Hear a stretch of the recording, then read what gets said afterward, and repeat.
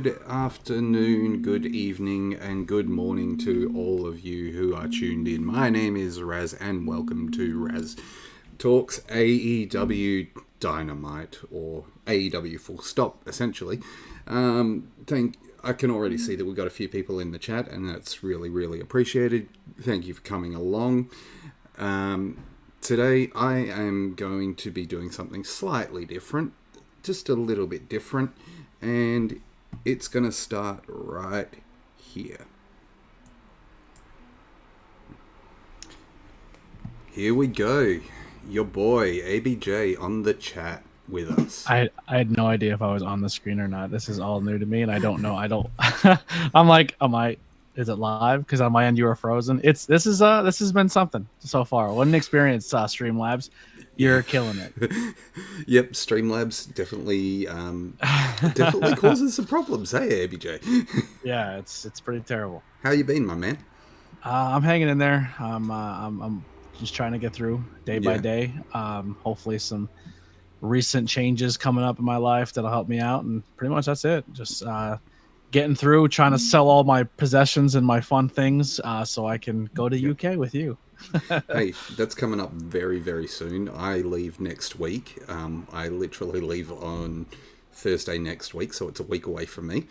But then you're joining me not long after that, so that should be good. Yeah, on the 23rd I'll be out there. Is the chat working yet?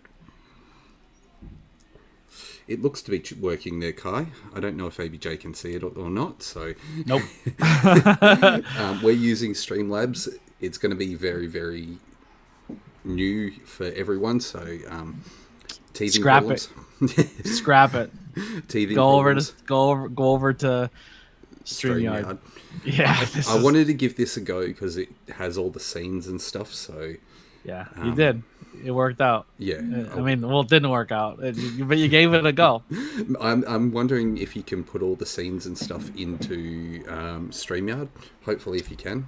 I might take it. Not really. You could put backgrounds, but not scenes. Okay.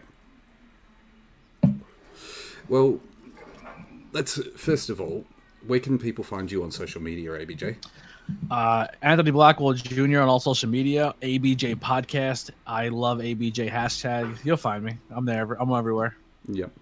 Getting excited for London, though? I am. This is London has already been a really big bucket list for me in general. I'm a classic rock guy. All my favorite classic rock bands are all British. You know, the punk rock scene, British. You know, just love everything about the environment. I'm a huge football fan. All that stuff about that country is right up my alley. Wembley's been a bucket list for me since I'm in high school, and now we're not only going to Wembley, but we're going to go to Wembley on what is probably soon to be the largest professional wrestling gathering in the history of the business. Yeah. It's going to be huge. It's already sitting at 79,000 tickets allocated, and they're still going to sell out more. They're going to get more. They're definitely going to get more. I'm keen. And we just, well, I won't jump the gun yet, but it's going to be a good night for me as a fan of a certain wrestler. Definitely. Hint in my name. It's below you. On my screen it says ABJ Bebe right there. Oh, okay. Yeah. Below you it says ABJ. Spoiler alert. Down here is where all the ABJ happens. Right here. I let the peeps know you guys were live in my own unique way. Survey says, lol. Thank you, Hunter. That's really appreciated. Thank you for letting everyone know that we've gone live. And yes, this is the second week in a row that we've done this, or I've done this, and it's really interesting now to see how this is working out. So, but anyway, let's should we get into it, or should we just? Yeah. Let's dive right in. That chat bot is obviously not working, so I apologize. Nothing will come up on the screen. I might actually just remove it because it doesn't seem to be wanting to do anything. So, yeah, chatbot's gone. Did you make chatbot an admin on your page? Yeah, it should just be automatically getting the chat from. You gotta make it an admin in your settings first. Yeah, I did, but it's not getting Oh, the chat through for some stupid reason, so I'll just remove it. That's fine, not a problem. Need a resin ABJ double clothesline shirt. Yes, Stephen, you are not I wrong. want the better than you, baby. If there's four shirts I want right now. I want the better than you, baby. Yep. I want the I am a devil worshiper, and I want the greatest trick the devil ever pulled shirt.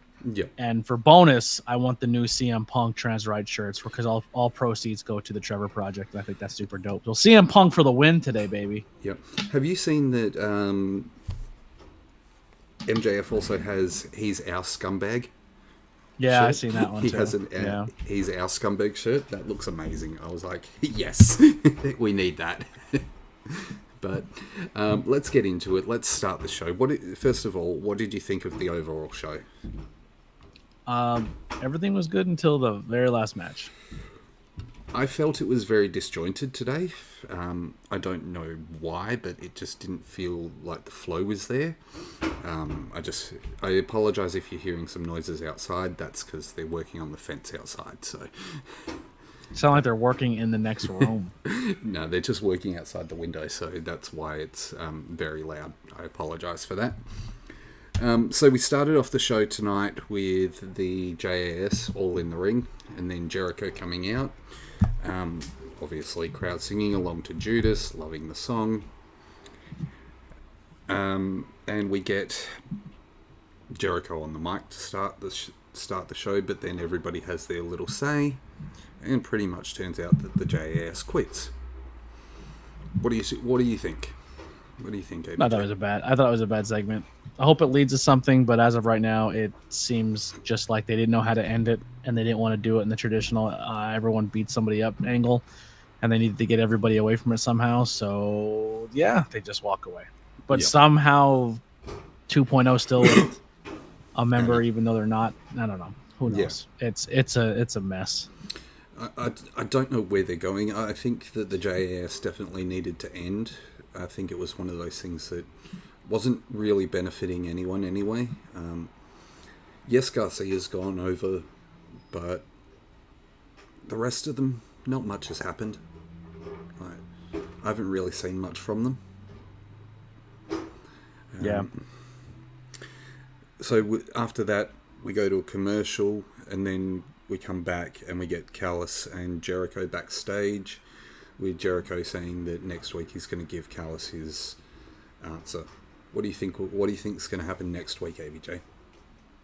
I think he doesn't give. He teases giving Callis his answer. Kenny Omega comes down to the ring.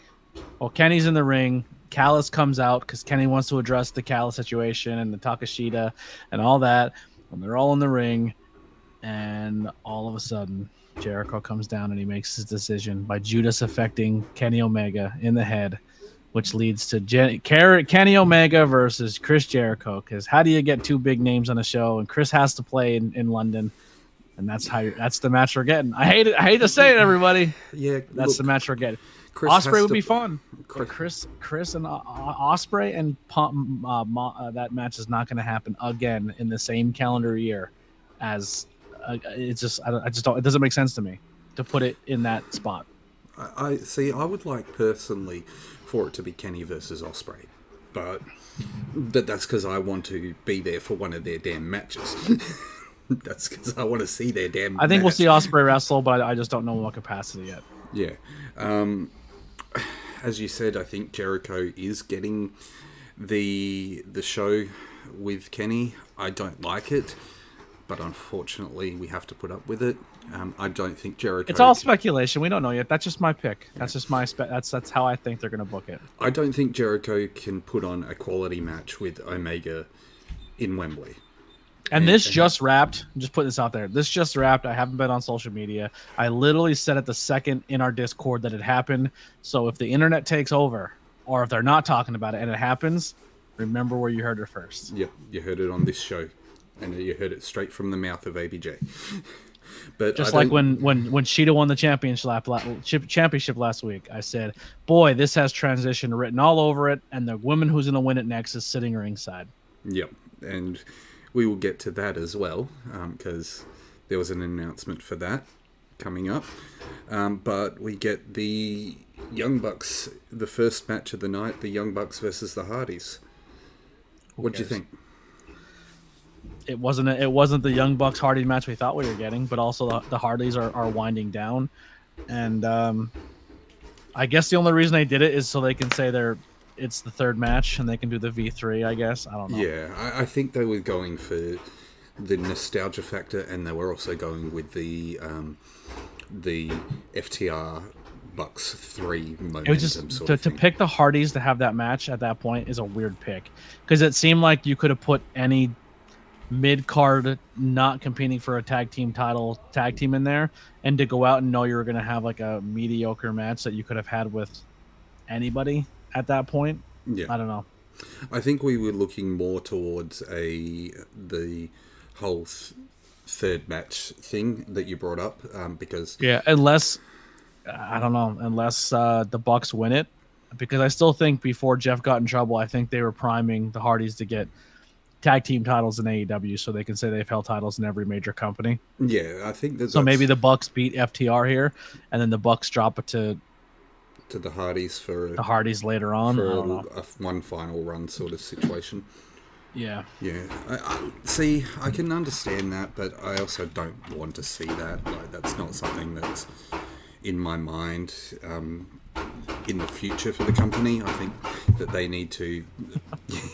You're just hearing that bang again. You're trying to ignore it, aren't you? I'm trying, but it feels like he's getting closer to your window on purpose. Yeah, they're literally just fixing the fence because they're selling this house. So, unfortunately, we have to move. But, hey, you know what they say? Change is as good as a holiday. But technically, I've got both because I've got a holiday and change coming up. Same. My change came first, and then the holiday. Yeah. So next, after that, we get FTR coming out to hear what the Bucks have to say, confirming that we're getting FTR versus the Bucks at Wembley for the titles. I think that's going to be a good match. I really think that that's going to be a great match at Wembley.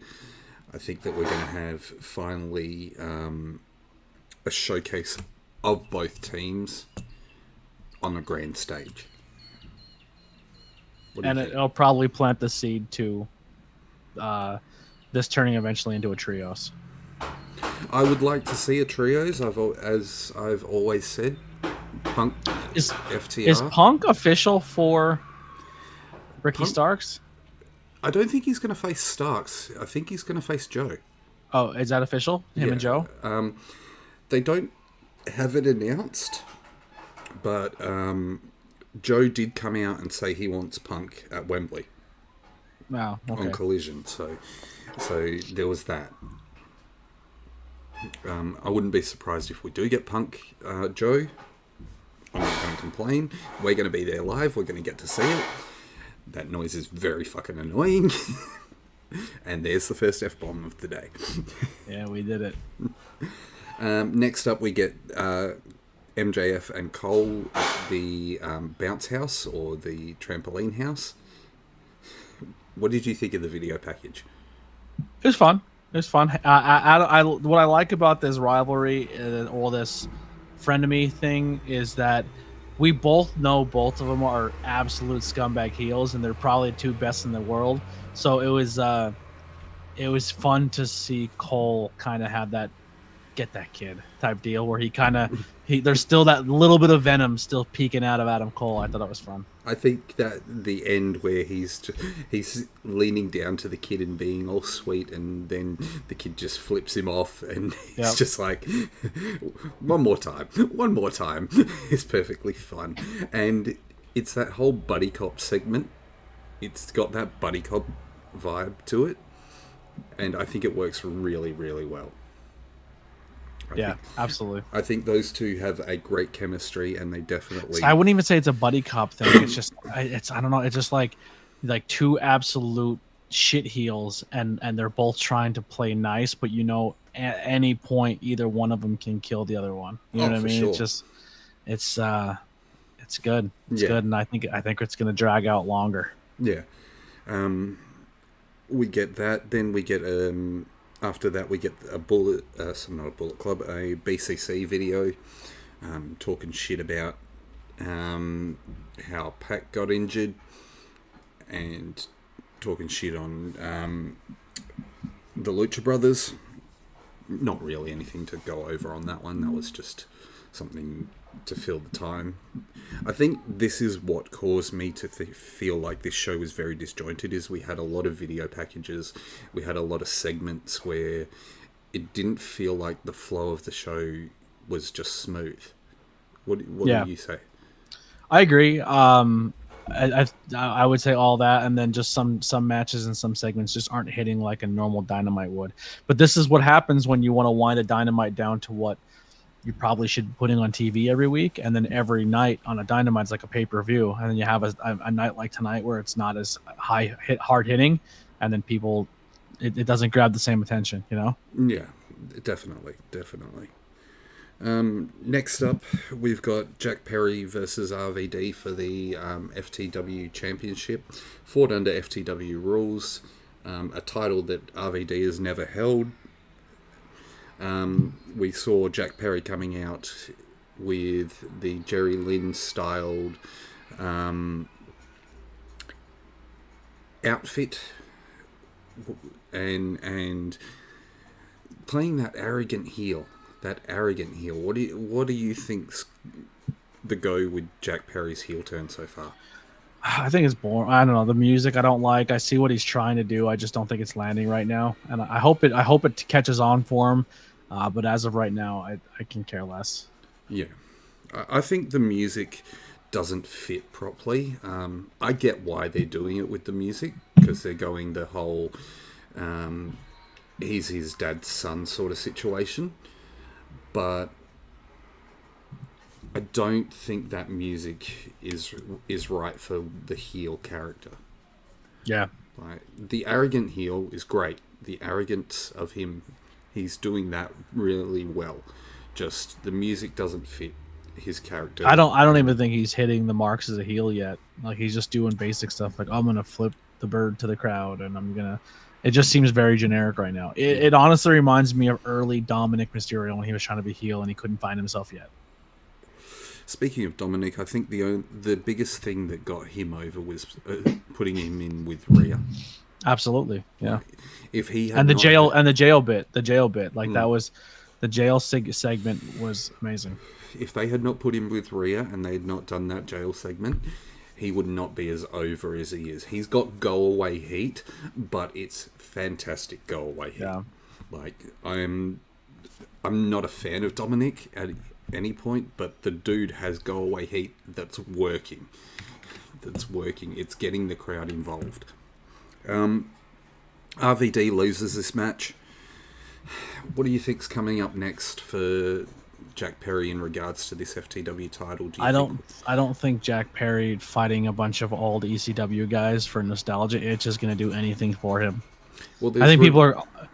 Go ahead. There's rumor that a certain radio presenter wants to jump on board to AEW to fight for ECW.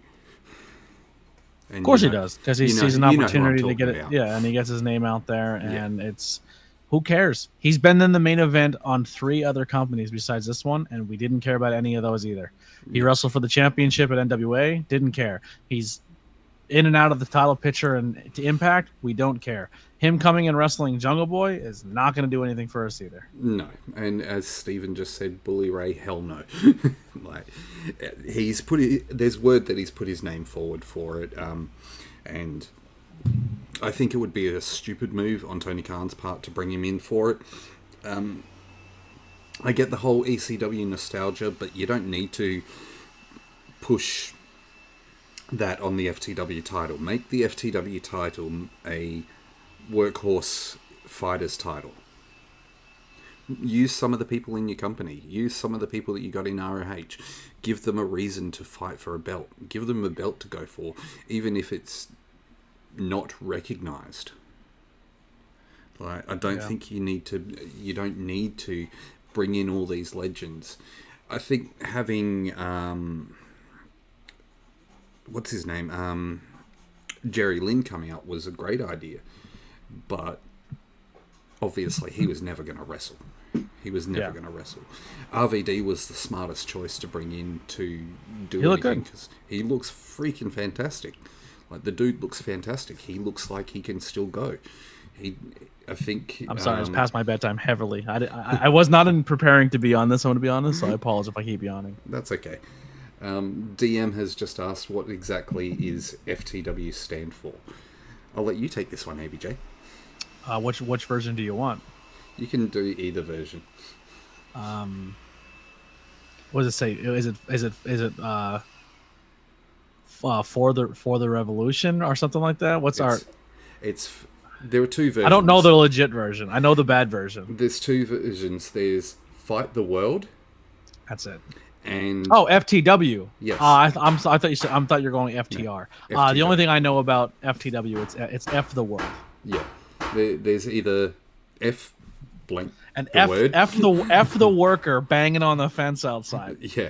So F the world, as in the pound, take him to Pound Town, the world, or Fight the World. It depends on where you want to go, and I think Taz said it was Fight the World on Dynamite last week. I'm not sure, just because it was the censored version. So, yeah. Kai says, I don't think it's going to do anything for Jungle Boy, but that's what they're going to do. But it's going to end up with Taz getting back in the ring and winning the belt so he can retire the belt after Hook served its purpose. What do you think? Yeah. I guess so. I don't know. I'm going to be honest. I just, like I said, don't care. If it leads to him and Taz, I don't care. I don't know. I mean, it's been, 15 years since Taz wrestled or something, isn't it? Yeah. Something along those lines. And even when he left there and went back to WWE for that short time, he wasn't the same Taz even then. No. And WWE didn't use him properly, and it also didn't help that he got injured, so that's what... Yes, Taz was big in ECW, but it doesn't mean he's going to be huge now. Funnily enough, I was watching Dark Side of the Ring last night, and I was watching the Chris Candido one, and it's crazy because Jim Cornette says something very, very interesting, and that's that if Chris Candido was still alive, the stuff that he was innovating in the 90s is the stuff that's popular now. Yeah. And same with Owen. Yeah.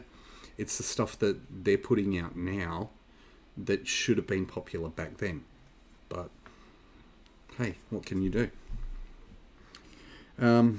After that, we've got the Lucha Brothers backstage, just with the backstage promo, saying they're going to destroy the BCC. Nothing super fantastic there. We have Adam Cole, MJF in the ring, and I really want that white shirt. It's gone. Unless you can find someone selling it on eBay. I don't care. I want that white shirt. I want them to bring it back. AEW needs to bring it back. They are stupid for only making it a limited release. I did not know it was only limited. Yeah, it was. You have to keep an eye on pro wrestling tees because every now and then they'll put a certain design out, and it's only like that designs for a couple weeks. Like they did a Scissor Me Daddy shirt, and it was like a different color scheme, and it was like a good color scheme. Yes, the pink one was there. It was only limited for a week. Like right now, it's only limited for another 3 weeks, but they're doing a Micro Brawlers 2-pack, and it's Adam Cole and Adam Cole's doing one side, MJF's doing the other, and they're wearing the Better Than You, Better Than You Bebe shirts, and it's only going to be for this short amount of time. So that's awesome. If you don't get them now, they're gone, and then you have to pay scalper price on eBay. So quick side promo, check Pro Wrestling Tees, and we're not paid by them, don't worry. And if you want to buy it and send it to me, I'll give you my address. Yeah. And if you really want not classic wrestling material, somebody may be gifting me the Better Than You Bebe shirt. They said they might buy it for me on Friday, but I don't think it's going to come in the mail in time for the show. ABJ, where do you go if you want classic retro wrestling gear? Gear? Or no, like clothing and belts? Oh, classic shirts. Yeah, where do you go if you're in Philly? Suplex Vintage Wrestling. And you can order stuff online too. They have suplexsvw.com or them on Instagram, and they have all retro t-shirts. And there's a Dude Love one on there I've been eyeing up pretty heavily. But it's pretty expensive because it's old and it's perfect size. And just so everyone knows, I am not a paid sponsor, but ABJ does. I am. ABJ does work with them, and he has a sponsorship deal with them. So I thought I'd throw that in. Show some love to Suplex Vintage Wrestling. Appreciate that. Where can you find them in Philly? In the heart of Queens Village. Somewhere in there. I don't have the address in front of me. I barely know my own address. He doesn't have his script. Throwing him under the bus. The one I fumble through every podcast. Yep. By the way, that cup, Anastasia wants that cup. My Nesquik cup. Mm-hmm. I love Nesquik. Yeah, because you can't get that over here. You can't get Nesquik over here? Oh, you can get Nesquik, but you just can't get the cup. I actually bought it with a box. It came with, like, you get the powder. It came with a cup and a spoon. Yeah, you guys get banana flavored. It came with two. I've never had it. It comes with It came with 2 cups and a spoon.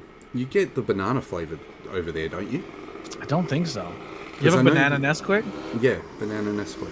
Yeah, because there used to be banana flavor. Oh my god, what is wrong with people? Now I got the stupid motorbike going past. Sorry, I apologize, everyone. Stupid people. It's daytime for me, so. Are you googling whether or not you can get banana Nesquik over there? Yeah, apparently you can. I'm gonna be honest. There you go. I've never heard of it before. There you go. Because we can only get chocolate and strawberry here in Australia. Interesting. Yeah. I didn't know there was a banana flavor. Yeah, there was. It used to be one of the most popular flavors over here, but then they discontinued it. I don't like it because it's that very artificial flavor. Like, it's that very... You know the banana lollies? Yeah. It's that sort of flavor. Banana lollies. I love that. It's that sort of flavor, but in a drink, so... Interesting. That is nuts. I didn't know that existed. Is it... I think what I would have to do, though, I would have to get banana and chocolate and put it together. There's actually, there is chocolate.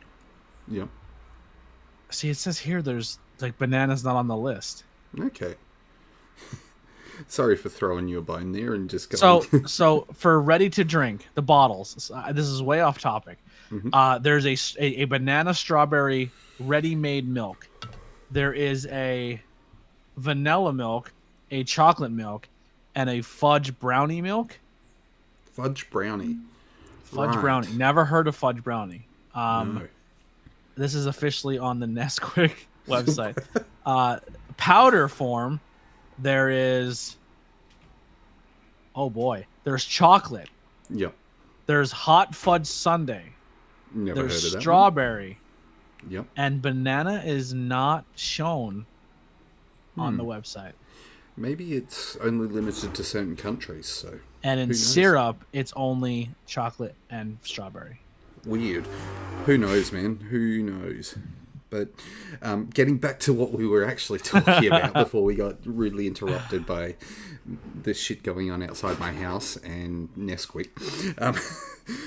So Adam Cole, MJF in the ring having the promo battle and then announcing or challenging for something. Would you like to fill the people in, ABJ? They are fighting... It was discontinued in Australia in 2018, by the way. They are fighting Aussie Open for the ROH Tag Team Champions because the ROH Tag Team Champion is the only set of championships, according to Adam Cole, that he has never received in ROH. I don't know if that applies to trios or not. I don't know if these ever trios. Can someone Google that? Can someone Google and find out? I'll stop looking up Nesquik flavors, and I'll Google it. Adam Cole. Kai said he just found a bunch of banana Nesquik powder online. So, Kai, you're going to have to inbox myself and ABJ on Discord and let us know where we can find it. Yeah. Yeah, because now that's something that ABJ wants to try. And Anastasia would love you if you can. Oh my god. Find it. But, yes, so Aussie Open versus Better Than You Baby at All In on 0 Hour. MJF and Adam Cole wrestling 2 matches. Yeah. Oh, he says it's on the Walmart website. Kai says it's on the Walmart website, so... Interesting. There you go. Go to your local Walmart, get banana Nesquik. All right, so the Kingdom were the actual first ever trios champions. With Roddy Strong at that point? Yeah, and that was in 2016. I'm already going to tell you right now, Adam Cole has never been trios champions. Yeah, he would never have been because he was because it wasn't brought into the company until 2016, and he was already in NXT by then. Yeah, Kai said that they've sent us a link to the banana Nesquik, so check your Discord. You should have a link there. It's out of control. Yeah, man. We're back to the day. We're back to what we used to do. We'd go so far off topic. It's just insane. Stephen said Amazon has it for $7.67. Wow. There you go. We are now promoting Nesquik on this. We are not paid by Nesquik, but we have been promoting Nesquik. So what have we done? We've promoted SVW, Nesquik. What's next? Yeah. All we need is a paid sponsorship by a big company like AEW. AEW, please hit us up. WWE is essentially jumping on the Tantalizing Tony bus. AEW can jump on ours, and we can have that rivalry. We're better than you, even though they're both fine companies. You've got the ABJ being representing Philadelphia, and myself representing Australia. Why the heck not? Why the heck not? Let's do this. Let's put some feelers out there. Put the votes up. Click that like button. Or tag AEW. Say hire these guys. Yeah. Next up, after that, we have the BCC versus Lucha Brothers. Want to bring up what Hunter said in the chat while we were watching, and it was place your bets on how long until Moxley bleeds. And he's someone grazed him with the air of a punch and split wide open. It did not take long. I think it was not even 2 minutes into the match. He was bleeding. What did you think of this match? I'm gonna be honest. I tuned out. Tuned out. It's playing on my phone. I didn't really. Yeah. There's not a reason for me. It seems like there's not a reason for me to care about it. Right? You know what I mean? It's like another. It's like, no offense to the Hardy Boys. I love the Hardy Boys, but it just seemed like, hey, this is just a filler match in between. And once the match is over, we'll get more storyline on what's going to transpire next with this stable, if that makes sense. Yeah. I think if Puck didn't get injured, we would have had a... Do you think he's hurt? Yeah, legit. Yeah? Yeah. He can't stay healthy for some reason. I didn't know if he was actually hurt or if he was going to make a surprise appearance. No, he's legit hurt. It sucks because he seems to not be able to stay healthy, and he's a damn good wrestler. This is why, and I hate to say it, this is why I don't dislike the guy as a performer and as a wrestler. I'm not saying anything as a human being, but this is why dudes like Darby, I say, like, bro, you need to develop something else besides what you do. Pac can tell a story, but if he doesn't do his crazy aerial things, because that's who he made himself as a character, it's hard to maintain that and keep doing that as you get older. It's like Hogan said, man. He goes, I did a leg drop for a finishing move. and now my hip is all whacked up, and he had a bunch of hip surgeries, and that did do the leg drop for a whole career. Imagine doing his move over and over and over and over and over and over again. Well, It's a lot on your body. Bringing up Hogan, you go and look at the stuff he did in Japan. The stuff he did in Japan was a hell of a lot different to what he did in America. Yeah, but he wrestled in Japan for like 18 minutes. You know what I mean? He wasn't. I know, he didn't log a career there. But still, him wrestling in Japan, he was doing a different moveset, and he was working as a wrestler. He was showing that he could actually wrestle, not just the 5 moves of doom like John Cena and all that. Not knocking John Cena, because John Cena obviously has made a career out of being the 5 moves of doom guy. Yeah. But it's longevity. It's you shorten the moves, and it seems to give you a longer career. Like, yeah, it just happens. So after the BCC win, they beat the crap out of Lucha Brothers and take Penta's mask. Can we stop with the taking of Penta's mask? Yeah, it's just like, hey, I don't want to lose clean, so do that for me. Everyone seems to be taking Penta's mask. Every feud that they've been in seems to have Penta lose his mask at some point. I think that needs to stop. I would personally like to see Penta on a singles run, going for a belt, whether it be the TNT title or the AEW World title. But I don't think the world title will be viable for him at this point with MJF holding it. What do you think, ABJ? Yeah, it's same thing. It's like another storyline right now that I'm just not interested in. Yeah. Steven Chambers says Scorpio Sky's injured again, and Wardlow's been hanging around in catering for over 2 months now. So, yeah, where is Wardlow? Where is Wardlow? Like, they said right now he's going through some serious mental health issues. Okay. I did not know that. I apologize. And look, if he has, he needs to sort those out. And yeah, that's essentially what that's the rumor is. He's having mental health issues. Is it true? Who knows? Do we have another Malachi situation? You know what I mean, where people are saying stuff and it's not necessarily true. Yeah. Speaking of Malachi, I think when he took his time away, he did that really well. And the rumors that went around about him going back to WWE were hilarious. Oh, he's going back to WWE and he's getting divorced. Yeah. It's like the dude married Zelina Vega. He ain't getting divorced. Like, you're gonna marry that Puerto Rican and then get a divorce from that Puerto Rican? Hell no. Yeah.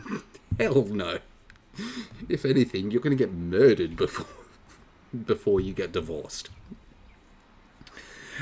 So after the match, we have Kenny backstage, address it. We saying that he's going to have a sit-down interview with JR and address Takeshita, address Don Callis, and what he's doing at Wembley. I think that brings back to what you were saying earlier, where we're going to get Jericho interfering. I think if it's a sit-down in the ring, Jericho will attack him there. If it's a pre-taped thing, I think that maybe Jericho will attack him in the pre-tape segment. Yeah. And it'll set up Jericho versus Kenny at Wembley. Do I like it? No. Do I have to deal with it? Yes. Am I going to probably mark out because I get to see Kenny live and in person? Hell yes. Have you ever seen him live ever? No. Never? I'm going to tell you right now. I have seen WWE live. I've seen The Undertaker live. I have seen when WCW ended, I saw Bret Hart live. I've seen Triple H, seen Randy Orton, saw Sheamus, but I have not seen like Sting, Kenny, any of those live. This is going to be my first ever major thing to go to. Like when WWE did tours here in Australia, I've been to a couple of them. I haven't been to all of them because they're bloody expensive when they come here. Just for, what is it, like fifth row, you're paying $500. Yeah. So yeah, it's very, very expensive. There was people who were coming to the shows and spending thousands of dollars just for front row seats for a non-televised show. So yeah, I've been to a Raw. I think the coolest thing I've probably ever been to, wrestling wise, I was at SmackDown 1000. The 1000th episode of SmackDown. I was at that, and that's when it was Raw versus SmackDown leading in this Survivor Series. yeah, They did the "What the hell is that?" with Ellsworth in the corner, because Ellsworth is actually from our area. okay. And then Taker came out, Yeah. and no, was it that one, or was the year after? Because I went to 2 SmackDowns around the same time. One of them was when that segment was. I was there for that, and then the other one was when Undertaker came down and Edge came down to like motivate the team type deal. Yep. Yeah. So I never seen Undertaker wrestle, but I seen his entrance live. Yeah. And him come down. That entrance live is just something you need to experience. Yeah. I've only been to house shows, and the last Raw I went to was cool when someone gifted me tickets, and I was on the floor, and that was the night that Austin Theory attempted to cash in on the U.S. title. Yeah. And I was already out of the building. Yeah. Brian he was in the thing watching, and I was already gone. Yeah. That was the one where you said you found a new appreciation for Bianca, wasn't it? Well, no, I knew Bianca was amazing, and I love Bianca, but it showed the representation and how much of a power she is to not just women and young women that love this business, but young women of color, because like even us as fans of this business, representation of people of color in general have been very few and far between, and for those people to be champions is a big deal. Like I think The Rock's the closest, but like Samoan, but his dad was black. No, we've had a black world champion. We had it, but it was in WCW. But I'm saying like to the magnitude of someone, it would be like the closest was The Rock, and I think Bianca is that for this generation. Ron Simmons was the world champion, but that was WCW. So yeah, and that was like and was in the when he won it 90s, down, yeah. when he won it in the South, people went nuts, but because the last thing they ever had was like a junkyard dog. Yeah, it was a black person in the 90s winning a world title and being given that opportunity. It was huge. Yeah.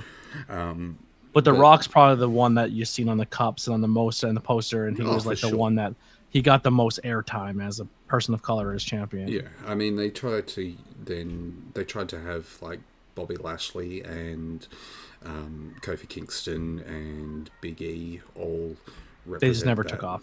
Represent that, but no, you're right. The Rock and probably Roman right now. Yeah, and not. Well, Roman's more of a Pacific Islander. Rock, I would say, is a person of color because his father was African American. Yeah.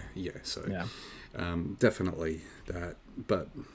That's a complete different subject. That's another whole show. But that's why I said that Bianca was important, because seeing her live and seeing the young girls that were just so like, they were so hyped. Like the whole show, they didn't care, and then she came out and they were hyped, and I was like, man, like that was me as a little kid seeing Piper and Hogan and Savage, and this is a whole nother generation and a whole nother spectrum that I never even wrapped my mind around. Like I've said before, I'm not a fan of Bianca, but I understand it, and I understand where you're coming from. I understand how she brings the hype of.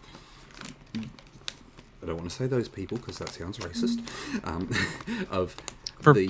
For representation of people of color. For representation of the people of color, that it definitely brings a hype for them, and it's something that, hey, who knows? In the future, we might see more female black wrestlers. Let's hope so. Or something like that, or persons of color to actually join the roster and achieve something. So, like, you look in AEW, they've had a fairly diverse champion variety in the women's. You've had the TBS champion being Jade.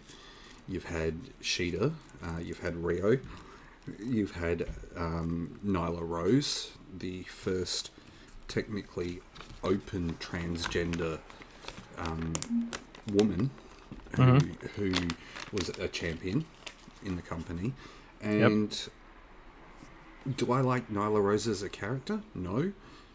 As a person, I don't know her. I don't mind her as a character. I think, like you a said, native beast. She's a bigger girl. She dominates, and she's strong and powerful and spooky. I'm into her. I think at the time of her coming, you had Nia Jax in WWE, and it seemed a very similar sort of style to put them as that, like, across. Yeah. I think the difference between those two is that Nyla was a WWE trained homegrown person, where Nyla was on the indie scene and worked for a very long time on her craft. Yeah. But I think because they're bigger girls and and they're not the bikini supermodel type, I think they get lumped into the same style, and I think they're so vastly different. Look, you even said it when she realized she wasn't doing that great as a champion. And that was just on her, and I disagree. I thought she was just as TV ready as everybody else, but she felt she wasn't. She stepped back because she thought she wasn't TV ready, and that to me says, hey, put something behind her, because she's actually got the ability to try and do it. Like, she wants to do it. Anyway, let's get off that and get back to the show. We've only got a couple of things left. We had Swerve come out with the Mogul Embassy, talking about how there's another story right now that I don't care about. How they beat the crap out of Nick Wayne. Look, I said it last week, that segment with Nick Wayne, while I understand it, I don't think it should have been shown on TV. Why not? Why is that? I think the violence on that segment was a bit much. Like, the fact that you had AR Fox holding something to his throat when his head is bleeding out was a bit much. I mean, didn't we watch Nick Gage take a pizza cutter to someone's mouth on live TV? That's different, though. That's in the match. It's not. That's in the match on live TV, and then we get a Domino's commercial. It's still the same thing. I feel like at the end of the day, pro wrestling is violent, and for sure, when you need to take something to a level to make it seem better, I mean, they tried. It didn't. Here's the problem: it was insanely violent, and it was gruesome, and it was a lot of blood, but no one looks at that rivalry and thinks I'm more invested now because of it. So I mean, it was attempted, it didn't land, and even though they went that hard, it still didn't enhance anything. It looked to me like a gang attack. That's what they're going for. They're a gang, and that's what it looked like to me. But and I mean, I get how people can be triggered by it and stuff, but at the end of the day, it's pro wrestling. You're watching dudes pile drive, like they're trying to and visually trying to break each other's necks and kill each other in the ring. So I just don't see, and I guess because I watch so much horror and stuff, I'm just unfazed by that. But like, our deathmatch wrestling, or like at the end of the day, when someone hits a dude with a barbed wire bat, or when someone hits someone with an exploding death ring, like that's not just for fun. That's the visual of that is you're going to be severely injured. So I don't know. Yeah, true. It doesn't have the same effect for me, I guess. No, that's fair. Obviously, Darby comes out and says he's got friends too, and the lights go out, and people act like they have amnesia. Like, who do you think it's gonna be? It's gonna be Sting. Yeah, and look, I love Sting. I've always been a Sting guy, but just no. We're all just so over Sting that we were hoping the lights turned off and it was somebody else. And deep down in your gut, you're like, it's not going to be. No, I knew it was going to be Sting. As soon as he said, I've got friends, and the lights went out, I was just like, yep, it's Sting. And I'm going to be happy because I get to see him in London. And we're getting... I met him. I didn't do it for me then either. Yeah, we're going to, I get to see him in London, but that's about it. I respect what he's done for the business. I just Yeah. never attached to his character, him as a person. I think he is at the point he needs to just either be a manager or he needs to just be very sparingly used. Mm-hmm. And the problem is he can't be a voice piece when he rarely wants to talk. Mm. And then when he does talk, it means something. You know what I mean? So it's hard for him to be anything else than just, I guess, an enforcer role. Yeah. Yeah. And look, as I said, I'm a Sting guy. I've always been a Sting guy. I've dressed up as Sting for Halloween before. And I've got t-shirts that like with iron-on transfers that we made, so we couldn't get the legitimate t-shirts, so we made our own. Yeah. like the old 90s style. But at the same time, I'm of the vein he needs to just either step away or it needs to be a special reason for him to be in a match. Not just because they need a three-way dance or just because they need something to fill that spot. I booked something in the Discord that I thought would have been better, but it's one of those things too where you're going to have to find a way to get him. It's too late into the story now, and there's no way you do this before Wembley. But like, you can use Darby as a catalyst for new people, right? So that's what the whole base of the story is like, hey, there's a catalyst for someone new. There's a catalyst for someone new. So I think Darby's just like, yo, man, Nick Wayne's been teaming up with this kid on the scene. You have a whole bunch of stock footage from GCW of Jordan, and you're like, this kid is special. This kid is the future of pro wrestling. People talk about him like they talk about Wheeler and Daniel Garcia. This kid's a future world champion anywhere. We're gonna bring him in for an AEW thing. He's tag team champions right now with Nick Wayne. Like, they're killing it. Look, and then he comes in, he wrestles, and then the embassy or whatever, the mogul embassy will come down and beat him up just because he was given an opportunity. Like, you could have kept saying like Darby's trying to give young talent an opportunity, and they keep coming in and beating them up, and then you form Darby with all these young guys with Sting as the enforcer outside, and I think it makes more sense than stick Sting in there. I think that they could still do it. They could still do that. Like, they could still hypothetically book your way of doing it. But it would have to happen on Collision. They would have to essentially take out Sting on Collision. And then on Dynamite next week, Darby comes out and says, you messed with Sting, you took him out, he's not going to be back in time for London, so I went and got someone else. The problem is with that, though, is if you do it that way and Jordan Oliver is the announcement, he's going to fall flat in his face. Yeah. Because the world doesn't know who Jordan Oliver... Like, if you're an indie fan and a GCW mark, you're going to love that announcement. But you have to bring in him like an Action Andretti. You have to bring him in like Nick Wayne, where you talk about him and then let him wrestle and win the crowd over. Yeah. And then he gets jumped and goes, now I'm with these guys. But if he's a surprise announcement, it's going to fall flat. Yeah. I guess that could be the case. And it will also fall flat because people will be disappointed that they're not going to see Sting at All In. So yeah, there'll be that. Then we go to a commercial. We get the last match of the night, which was a really short match. You said it last week. You said it beforehand. It sucks. Sheeta is a transitional champion. Yep. Because we got announced that there is a fatal 4-way happening at All In, which I'm all for. I'm all for the women having a fatal 4-way because that's what they used to do on Dynamite. But Raz, if they're gonna do a fatal 4 at Wembley, why does Sheeta need to be the champion if Toni Storm's still in the match? Yeah. What's the answer?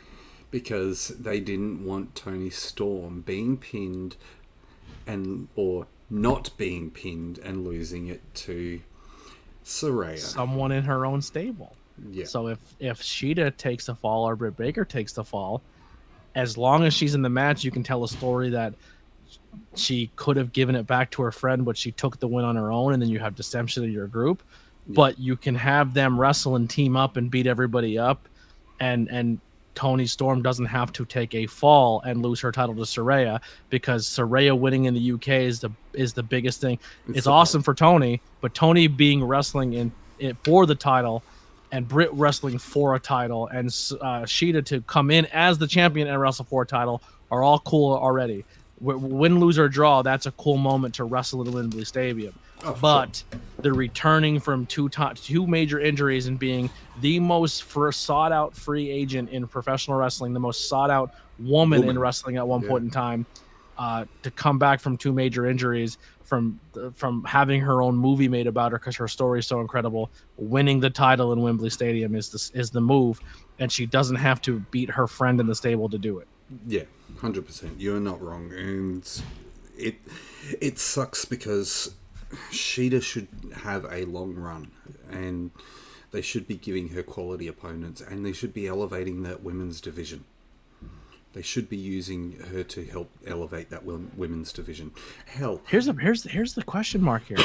Saraya gets the title, and is she good to do full tour matches? Because she wrestled two? I don't think she wrestled 2 matches and has been a manager ever since. I don't think she's good to go. So is she just saving herself for this title run? I don't. And then saying whatever happens here? But then do we have the problem there? We get Saraya holding the belt to only then drop it to a dentist. I think she does drop it back to Britt, but I think Saraya could be saving herself. And because she knows her bump card only has so many bumps on it. Yeah. So come in and get your first 2 matches with Britt or whatever it may be, disappear, be a manager, and then wrestle when it counts. And then here's where it counts. And she gets her title shot. She gets to do it in her home country. Maybe defends it. Maybe drops it the next week. Maybe drops it right back in Chicago. Yeah. Well, we've got All Out, the week after. So, yeah. I mean, you could be right. It could happen the week after. So, Stevens just asked, after Saraya wins the title, what happens if Saraya gets injured again? You have a next week to drop it on another pay-per-view, and that pay-per-view just as important because you're in Chicago. But then, who do you put it on there? Do you put it on Britt Baker? Do you put it on? The hometown. Unfortunately, right now. Yeah, unfortunately, right now, the women's division only works when Britt Baker's in charge of it, when she's the forefront of it, and the title gets treated and defended better when Britt Baker is a champion. So you got to put it when Britt Baker. But you've got women like Willow, you've got Athena, you've got Lady Frost, TBS, you've got TBS title, ROH title, Chris Statlander, you've got Serena Deeb, who is due to come back anytime Mercedes soon. Mercedes Martinez, who's currently available. Who else? If you can't make the title relevant with Toni Storm, you're not making the title relevant. Yeah, like if Jamie Hayter tried, fell flat, or it wasn't booked. It wasn't the talent's fault. The storylines didn't make sense because it all revolved around Britt. And then Toni was the champion, and it didn't revolve Britt, and nobody seemed to care, unfortunately. See, Stevens just brought up Jade, and I think Jade is a good one as well because she could come back and easily challenge for that women's title. I think she comes back and challenges, and I think she loses to Britt Baker, or she beats Britt, and then Britt and her chase for a while. Yeah, but I think the program will eventually leads to Jade versus Britt. Because I think Jade is too big now for the TBS title. Not as in like size wise, but I think that her momentum and her stock is too big now to just put her back into the TBS title run. Yep. The TBS title is classed as a secondary women's title for a reason. The IC title, yeah. It is essentially, the IC title. It is the workhorse title for the women. Or the spotlight, where it's supposed to for you to shine as a champion and see if you can handle the big champion. Yeah, and I think putting the belt on Chris Statlander was great, but I also understand where you came from when you said that it feels like they've taken away everything from her that made her unique. Yeah. Nobody cares. When Ruby Soho beat her for the championship, and everyone booed because they wanted it to be Chris Statlander. And then they brought Chris Statlander back, took away the only thing that made her special because they listened to Jim Cornette and said that's stupid that she's an alien. Here's the thing.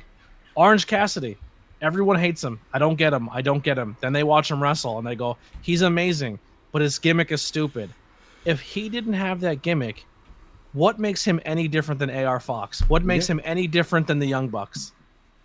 He can do all the same moves they can do, but what makes him stand out is his character. Yeah, and look, I've said it's not a problem if your character is also a joke character. It's so the fine example of that is Santino Marella. Yeah, like his character was a joke character, but he got over because I just think people think as soon as you enter the role of comedy, or as soon as you enter the role of gimmick or that like that, you're automatically disqualified from world championship contending, and you're automatically disqualified from being taken seriously. I think that's a mistake. You want a legend who had a comedy gimmick that was a world champion? Mick Foley with Socko. Mm-hmm. He had Socko, and he was still a world champion. Mm-hmm. And he is a legend in this business. Okay, he destroyed his body for our entertainment. He went through hell and back for our entertainment. But he was a comedy gimmick with Socko. Everybody loved it, and it was a comedy thing. Yep. And the fact that, like, where he was in the hospital room with McMahon, like, that whole thing was a comedy segment. Yep. Yeah, but he got huge. Yeah, I don't know, man. I don't get it, and I feel bad. I mean, maybe I'm feeling bad for the wrong reasons. Maybe she wanted this character change, but as someone who was a big fan of her, yeah, I get it. I think she's like everybody else on the roster now. She comes out and she's all glam makeuped up, and she looks like a cover girl model, and I just don't get that vibe. And I'm not saying she can't be. Chris Adelan's a gorgeous girl. But it has nothing to do with her looks and had nothing to do with that. I just thought she was special as something that was different from everybody else. Yeah, 100%. And look, I think she needs to. I think the alien gimmick was wearing a little thin when she was put with the best friends, but it also. I think it enhanced it. But it also gave it that they were her go-to because that's what she found on this world. That she actually found something to love on this world. So it worked. Yes, you're right. It did enhance it in that regard, but it also fell a little bit to the side because she talked a bit more. You don't have to make her a legit alien. No. She could just be called the alien. Like, you know what I mean? Like, and then when people are like, well, why? And then they go look up why. They're like, oh, because she's actually an introvert. Like, you know, like, it doesn't have to be legit. Oh, she's from another planet. You look when she first came into the company. She was doing the nose boop. And it was, she would barely speak. She'd do the nose boop as part of her alien style, which was absolutely brilliant. People were like, or it was just cute when people see an animal and they boop it on the nose. Yeah, like, I think you're cute. Boop. Like, that's essentially what she was doing, and it was adorable, and people loved it. Yeah. And every single time you meet her, you're like, can I get a? I got booped. I got booped. I haven't been booped yet. I've been booped. I have been booped. Maybe I'll get booped in London. Yeah. Maybe. I don't know. Maybe she's not allowed to boop no more. Maybe. I guess we'll find out the hard way. Boop the snoot, as Kai says. Yeah, I was booped. The night I was booped is the night I seen Wheeler versus Daniel Garcia, and I met Orange Cassidy that night. I was booped. See, that would have been an epic night. That would have been an epic night to be there. And I thought I was going to die from a heat stroke. So that's come to the end of the show. Sheeta obviously wins. What did you think about this win? The way they portrayed this win? Because I think it seems like everything else ran long in the show, and they lost track of time, and they lost track of their spot in the match. And the referee whispered, "Hey, you got to take it home right now." And it was like a weird botch-looking finish. Yeah. But it was, to me, it just looked like the referee cued them that they were running out of time. We have to go home now. So I feel like they just got to an end spot as soon as they possibly can. But it's exactly what I expected from that match. It's two people who aren't who one shouldn't be the champion, and the other one has no business even fighting for a championship leading into a major pay-per-view, but you need to keep someone looking strong and you need to kill someone who can take a loss.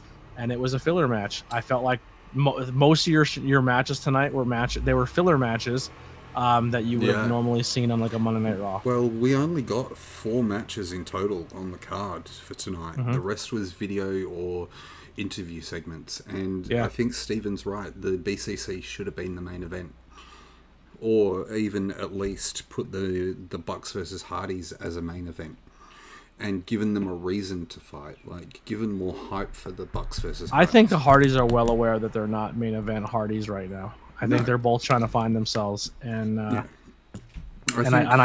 think they knew what they were giving that night tonight. You know, I think one of the big problems AEW has had with the Hardys and their usage, besides the fact that Jeff had his issues, is that when Matt Hardy was pulled off the broken gimmick, that worked so damn well in TNA. WWE I think they're afraid to pull the trigger on it. Yeah, like, WWE tried it, but they try to do their own version. Like, they failed because they put it in with Bray and made it something that it shouldn't have been. I mean, it was great tag team, but it was something that it shouldn't have been. And then when he tried to use the broken Matt Hardy universe in AEW, it didn't translate properly because people had just seen him pull off a piss poor attempt at it in WWE. And they tried to go back to the TNA way of doing it, but it didn't work. Like, we didn't get the Lake of Reincarnation, which would have been fantastic. The Hardy Compound match that happened, it didn't look as good as when TNA did it. And no, not at all.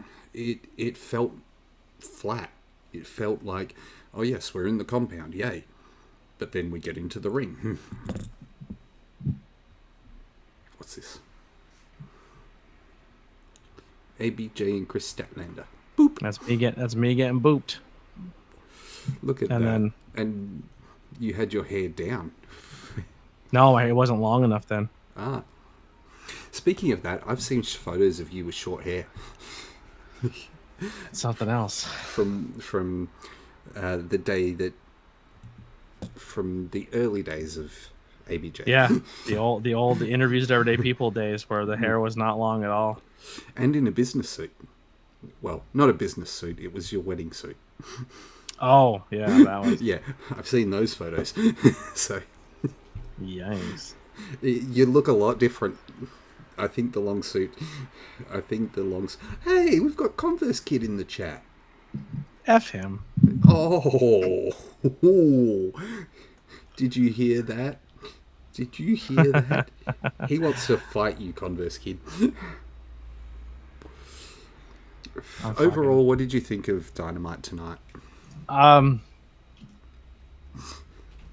C plus, yep. B minus. I don't put it as one of the high shows. I really, really don't. It was not. It wasn't bad. Yeah, but it wasn't amazing. Stephen rates it as a 6. 6 is about if we were doing a scale of 1 to 5. That's a C plus B minus. Yeah, I can see that. Yeah, I wouldn't rate it as the worst show they've ever done, but I would rate it in the low end, about a 5 to a 6, somewhere there. I wouldn't put it high, not tonight. Hunter, it's not Billy's song, so the songs that are actually used are mine, so he can't ask for residuals. So sorry about that. You can commission him to make you music. True, I could commission Billy to make me some music. If anybody's watching who isn't friends or doesn't know, Billy makes some great music.